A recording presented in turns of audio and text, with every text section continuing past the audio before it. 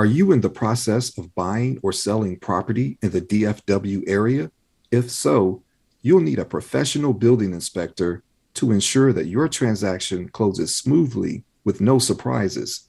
Contact Superior Real Estate Inspection Services for superior quality, superior value, and peace of mind. Visit superiordfwinspections.com to schedule your real estate inspection today. Honoring those trailblazers who preceded us is just as important as leaving a legacy for those who will follow us. Greekly Speaking is about highlighting Greeks today who are creating positive change for tomorrow. We hope you enjoyed this episode. Hi, welcome to Greekly Speaking. I'm Eric Tucker, and joining me for this episode is Mr. Dominique Maddox of Omega Psi Phi Fraternity Incorporated. Dominique was initiated in the Psi chapter of Omega Psi Phi in the fall of 2003 at Morehouse College in Atlanta, Georgia. He's a certified franchise executive and the founder of Eats Restaurant Brokers, which is a full-service real estate business brokerage focused on the restaurant industry. Dominique has also recently joined the D9 Business Directory, where we highlight Greek entrepreneurs making positive moves. Dominique, welcome to Greekly Speaking. How are you doing today? Hey, I'm doing unbelievable. I appreciate you giving me the opportunity on this platform. Hey, it's our pleasure, man. And speaking of making moves, you recently moved to the DFW, Dallas-Fort Worth area. How's that working out for you? I did. I'm super excited. It got me rejuvenated. I've only been here 2.5 weeks, but I visited 4 times in the last 2 years. I've sold restaurants here since 2015 while I was living in Atlanta, Georgia. So it's just good to be here. So many opportunities in the restaurant industry. So where do you call home? I mean, where are you from originally? I'm originally from Anchorage, Alaska, born and raised. I lived there for 18 years. I got a football scholarship to Morehouse College, and I lived in Atlanta for 18 years. So now I call Atlanta home, even though Alaska still has a sweet part in my heart, but Atlanta's home.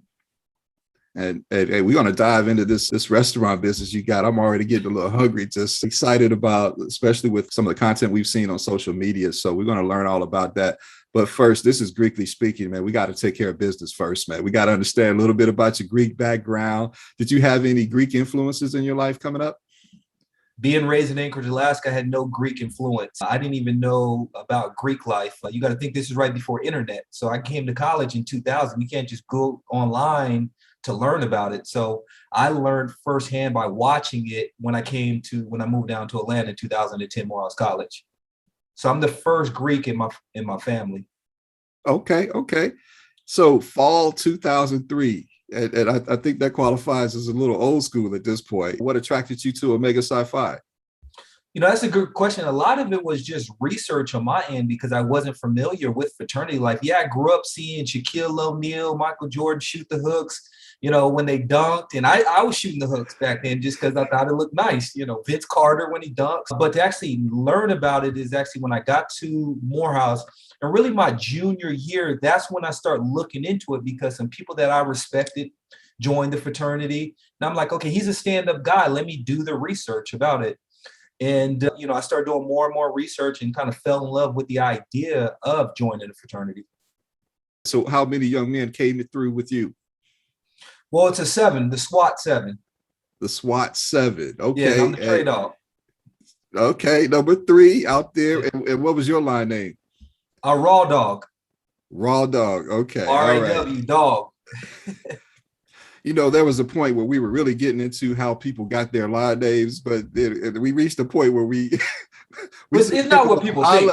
It's an acronym now. It's not what people think. So. What is it? Give it to us. What we got? Oh no, I can't. They dogged me on my name, so it's a secret. See, that's what I'm talking about.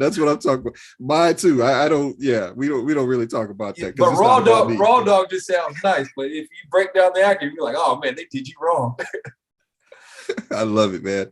I love it. So what kind of community service events were you guys known for on that campus? Well, we actually did a lot when it comes to the Boys and Girls Club. That was one of the big things that we did. We did tutoring at the elementary school. And that's one of the things when I was trying to become a Q, I had to go along to the different events that they were having, the different community service events that they were having. And that's one of the things that really attracted me to them, is because, we were in the schools for tutoring the elementary kids, and then we'd have to go to the Boys and Girls Club and do some more tutoring. I'm just like, so yeah, that's something that's really big. And also we did an event at the elder people's home. So they're really involved, and they're still involved. As I see the young bros on the yard now, I'm proud of what they're doing, some of the voter initiatives, and some of the different things that the young bros are doing these days. Well, Atlanta is known for that, man. You were down there in the Mecca of community service and social activism anyway, man. And Morehouse itself, man, I've seen some content recently just about the welcome that they do for all the incoming freshmen, man. I'm like, man, I was getting chills just watching that. So to be a product of that great institution, man, I think that speaks well. And to the young men listening in the audience, man, this is what we like to promote and highlight: our African-American men making goals, setting commitments, and meeting those expectations, not of others, but of themselves. So, man, commend you just for getting to that point, because so many of us don't even make it that far. So, shout out to you, man. What was your major in college? Business management. I always knew that I wanted to be in the business world, and I always knew that I wanted to manage a business. I didn't know that I would start my own business. So it was in the business industry. And then as soon as I got out of college, my first job was with New York Life, selling life insurance, 100% commission. But one thing it did was it taught me sales skills. And also, when you asked me how I was doing earlier, I said unbelievable. That's a saying that I learned in 2004 when I graduated college and worked with New York Life, because people always assume it's good, but it's high energy too. So New York Life just taught me sales skills that I'm so proud of that I have today. But because some people laugh when I say, I graduated from Morehouse, but then I got a job 100% commission out of college because I bet on myself, and I've always been betting on myself. I like that. I'm just writing this down. Unbelievable. Okay, all right. Yeah. Unbelievable, because it's good. It can be good or bad. People assume good, and I let them assume that. Okay. I love it because there's always a story behind that potentially, man, and you really learn to read the audience, so to speak, even if it's just the one person in the elevator with you, right? So exactly. I think that's great. Talk to us about the passion, Eats Restaurants, man, the brokerage. How did this passion come to mind? Well, coming out of high school, I had two options. I was thinking to myself, if I didn't get a football scholarship somewhere, I was going to go to culinary art school, because I always liked to be in the kitchen with my Grammy. I was raised and adopted by my Grammy. So I always liked cooking and stuff like that. But I got a football scholarship, so the cooking was kind of on the back burner. The whole thing about becoming a restaurant broker, when the opportunity came available, I didn't even know what a restaurant broker was. Most people I talk to, they don't even know what a restaurant broker is. Even when I tell them I'm a restaurant broker, they say, hey, I'm going to come to your restaurant to eat. I don't own any restaurants. I sell restaurants. So long story short, I was in residential real estate, and I was looking for an opportunity to get into commercial real estate because I had sold houses for 2 years. I knew it wasn't for me. And, honestly, an email came out of nowhere saying, hey, have you ever thought about going into commercial real estate selling restaurants? And I'm like, it was from God. It was literally dropped in my lap. And I said, yes. I interviewed, and, I worked for one of the largest restaurant brokerage firms for 7 years. And then October of 2019, I left them. There was, I had reached the glass ceiling. There was no hire to go in with their company. So I started Eats Restaurant Brokers. I opened up the first Black-owned restaurant brokerage firm in the state of Georgia, one of the very few in the nation. When I actually get my broker's license in Texas, it'll probably be the first Black-owned restaurant brokerage firm in Texas, because it's a very small market. It's just like a very small fraternity. And that's why I thought it was so ironic that I come on this show to talk about it. For those young folks thinking about, hey, where could I take my real estate career? Because that's really worth pointing out here, as you mentioned, is that, you're a full-fledged realtor, right? Real estate is what it is, first and foremost. So it's not like you only have that restaurant background or you're only preparing meals. Sounds like you could do that after hanging around Grammy a little bit, but right. That's the thing. There's a business aspect of it. What would you say is the most fulfilling or rewarding part of what you do? It's education.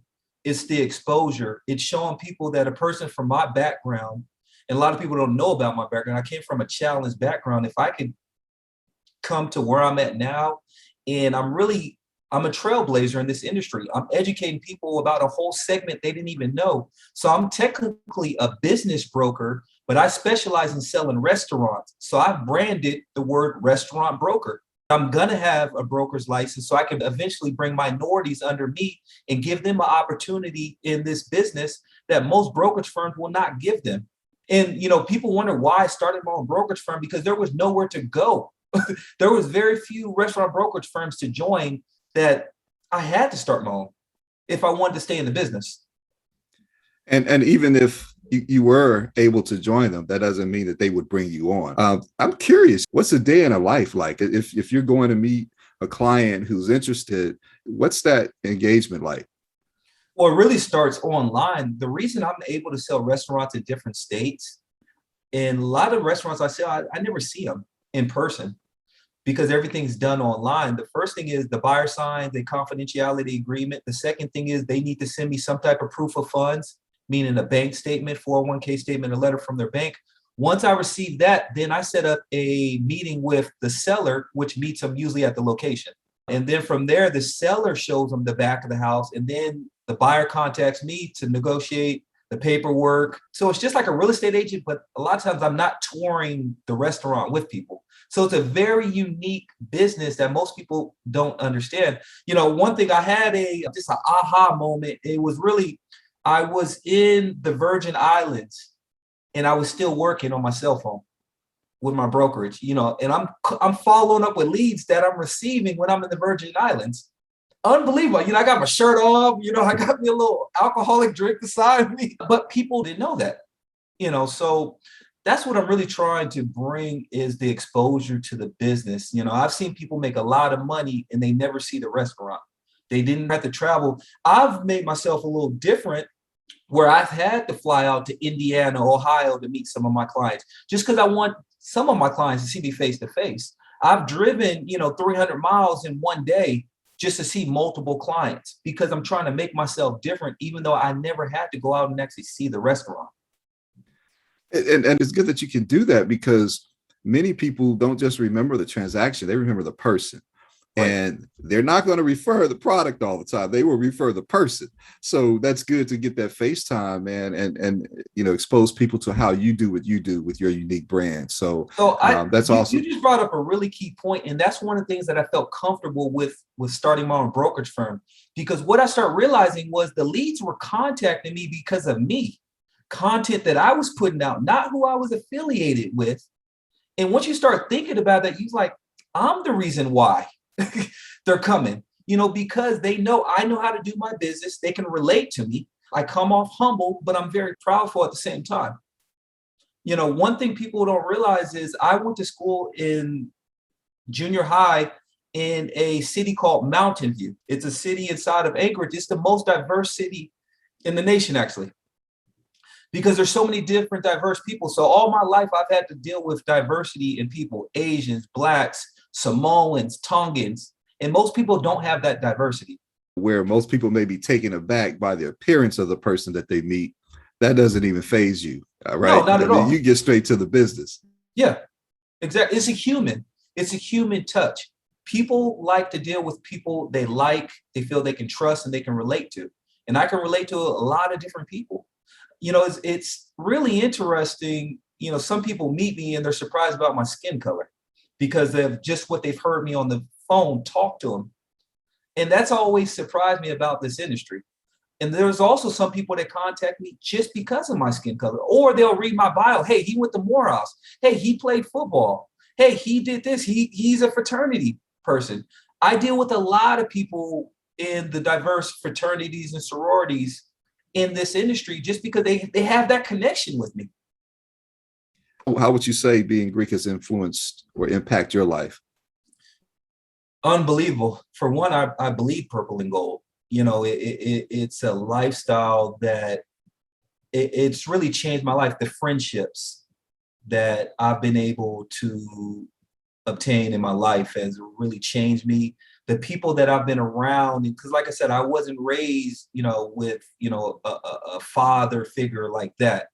and my mother wasn't really, so I was able to see so many different things by joining the fraternity and just being around different people. And it's the connection. It's the connection for life. I lived in Tulsa, Oklahoma for 2 years in 2013 and 14. The first thing I did was find the cues when I moved there. Now that I'm in Dallas, I'm looking for the cues out here. So it's that connection that you have anywhere in the world that you go. I'm forever thankful that they allowed me to join the fraternity.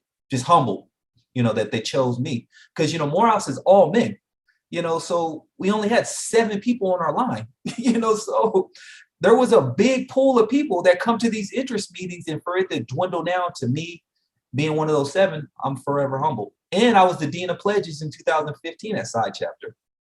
Okay. But we won't get into that. I'm a nice guy. I'm a nice guy. Well, I just want to know what kind of line names you doled out after. But like I said, maybe we're gonna have a spinoff of this show where we can dive in a little bit deeper, man. That is fantastic, man. So if you were to meet a young man or a young woman, in college, maybe on the fence, considering going Greek, what advice would you give to them? Same advice I would give my daughter is just don't think about who's on your campus. Once you leave campus, that's really when you get the benefit from Greek life. Because most people are only on the yard for 1 to 2 years after that they've, went Greek, or they may not even be on the yard. But it's really those connections. And just think, just for being Greek, I'm on your show now. And we're not even the same fraternity, but we're still connected. We still have that connection. Some of my tightest friends are Sigmas, that I play football with. So that alone, it's the connections that is one of the best decisions I ever made in my life, besides attending Morehouse College. Hey, that's fantastic, man. Whether you see yourself as a role model or not, you're definitely an example that people can look up to as far as, hey, what type of positive lifestyle can I lead? What kind of positive impact can I make in this world? Yeah, 100%. And, I'm a representative of that kid that's raised on food stamps and welfare, because that's where I come from. And to be where I'm at now, it takes a lot. And, I'm forever humbled to be in this position, but I don't take it for granted. And anyone that calls me for information on, what they should do, or if they should join a Greek, or if they should become a restaurant broker, I'm always available to talk with them. There's a lot of people that call me and say, hey, I'll pay you for this, I'll pay you for that. I appreciate I'm in this position to help you, so I will help you, if I can. So like I said, you probably hear it in my voice. I'm thankful to be a restaurant broker. I'm thankful to be my own broker, to own my own company, to be in a position to bring minorities into this industry in the future. And they can't stop me. And some people don't like that. Hey, I love it, man. Hey, plain and simple, man. I've had similar conversations with other people, and I've gotten a ton of advice from so many people in the Greek village, right? And I'm like, what do I owe? And every time the answer's been the same: just share the knowledge. I just want to let you know, we wish you the best of success. And if there's anything we can do to help promote any of the positive things you got going on, man, don't hesitate to let us know. Okay. Man, I appreciate the opportunity, and go to eatsbrokers.com. I put all information about buying and selling a restaurant. I love it. I love it. And I might know an Omega too here in Dallas that I think is pretty upstanding, so we'll get you connected. Introduce me to Cleo. I listen to all your podcasts. You're doing great work. Oh, will do, man. Thanks a lot, man. Appreciate your time. Okay. All right. Appreciate it. I'm out. I was just wondering when we were going to go there.